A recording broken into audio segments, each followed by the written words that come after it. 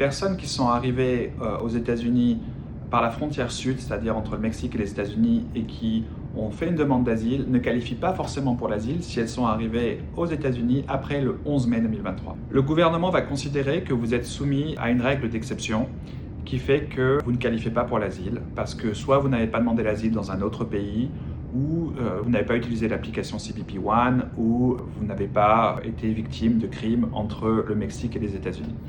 Et donc, si vous êtes arrivé après le 11 mai 2023 aux États-Unis par la frontière sud, techniquement, vous ne qualifiez pas pour l'asile. Alors maintenant, même si vous ne qualifiez pas pour une exception, vous pouvez toujours demander une dispense. Et il y a 3 formes de dispense. La première, c'est si vous arrivez à démontrer que vous avez fait face à une urgence médicale quand vous étiez entre le Mexique et les États-Unis au niveau de la frontière.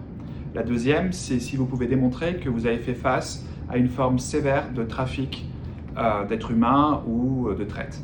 Et la troisième, c'est si vous pouvez démontrer que quand vous étiez à la frontière entre le Mexique et les États-Unis, vous avez fait face à une menace urgente qui menaçait votre vie ou votre sécurité.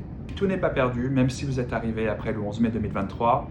Il faudra surtout démontrer que vous qualifiez pour une exception ou alors que vous pouvez demander une dispense.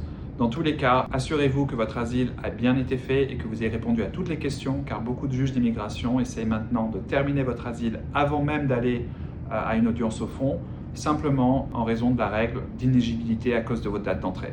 Donc soyez sûr de bien indiquer les raisons pour lesquelles vous n'avez pas demandé l'asile dans d'autres pays, sinon le juge pourra terminer votre asile sans même aller au fond du dossier. N'hésitez pas à nous contacter, on pourra répondre à toutes vos questions et vous aider pour voir si effectivement vous qualifiez toujours pour l'asile ou comment essayer de combattre cette présomption d'inéligibilité.